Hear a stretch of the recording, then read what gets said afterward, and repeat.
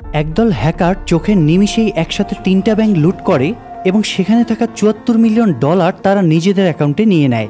এই হ্যাকারদের হ্যাক করার সিস্টেম এবং তাদের সার্ভার এতটাই জটিল যে পুলিশ বাধ্য হয়ে জেলখানায় থাকা একজন কয়েদি হ্যাকারকে তাদের দলে নেয় যেন সে তাদের হেল্প করতে পারে। মুভির শুরুতে আমরা হংকংয়ের একটি নিউক্লিয়ার পাওয়ার স্টেশন দেখতে পাই। সেখানে দেখা যায় পাওয়ার প্ল্যান্টের কোর সিস্টেম কেউ একজন হ্যাক করে ফেলেছে এবং সেখানকার সবগুলো কুলিং ফ্যান বন্ধ করে দিয়েছে, যার ফলে পাওয়ার স্টেশন প্রচণ্ডভাবে উত্তপ্ত হয়ে। তো টেলিভিশন চ্যানেলগুলোতে যখন এই বিষয়ে নিউজ হচ্ছিল তখনই আমরা পুলিশের সাইবার সিকিউরিটি এজেন্ট চেনকে দেখতে পাই। চেন এই বিস্ফোরণের বিষয় নিয়ে তার সিনিয়র অফিসারদের সাথে মিটিং করছিল।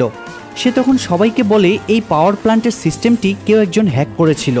হ্যাকার র্যাট নামের এক ধরনের ম্যালওয়্যার সফটওয়্যার ইউজ করেছে যেটা অনেক দূর থেকেও কন্ট্রোল করা যায়। তবে এই ম্যালওয়্যার ইন্টারনেটের মাধ্যমে কেউ সিস্টেমে ঢুকতে পারার কথা না।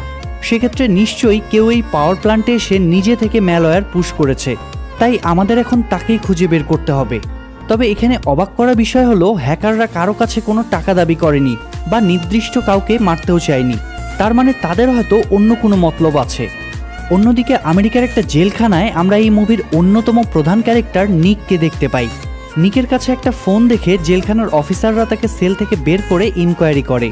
যেহেতু নিক একজন হ্যাকার তাই তারা ভেবেছিল নিক হয়তো এই হ্যাকিংয়ের ঘটনার সাথে জড়িত, কিন্তু নিকের কাছে তেমন কিছু না পেয়ে তারা নিককে আবার সেলে রেখে আসে। সিন শিফট হয়ে আমরা আবার চায়নার সাইবার সিকিউরিটি অফিসের দৃশ্য দেখতে পাই।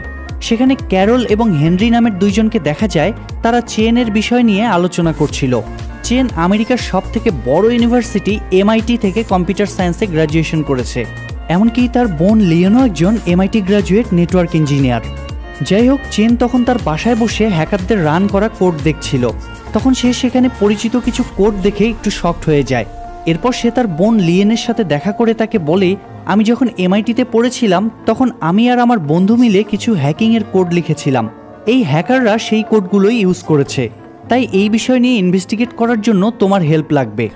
এদিকে পরদিন 6 নামের একটা মানি ট্রেডিং কোম্পানিতেও হ্যাকাররা সাইবার অ্যাটাক করে। এটা নিয়ে পরদিন সাইবার সিকিউরিটি অফিসে মিটিং বসলে ড্যানিয়েল নামের একজন সবাইকে বলে যে এখানে 2 ধরনের কোড দিয়ে হ্যাকিংটা করা হয়েছে। প্রথমে কেউ একজন সিস্টেমের র্যাট ম্যালওয়্যার পুশ করেছে, তারপর পরবর্তীতে এই র্যাটের মাধ্যমে পেলোড নামের আরেকটি ম্যালওয়্যার পুশ করা হয়েছে। কিন্তু কোডগুলো দেখে মনে হচ্ছে যে 2টা কোড ভিন্ন 2জন মানুষ লিখেছে, আর র্যাট ম্যালওয়্যারটা অনেক পুরনো।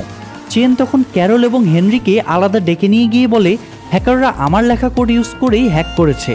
যখন এই কোডটি লিখেছে তখন আমার সাথে নিক নামের আমার এক বন্ধুও ছিল। নিক হ্যাকিং সম্পর্কে আমার থেকে বেশি অভিজ্ঞ, এই কেসে তার সাহায্য লাগবে আমাদের।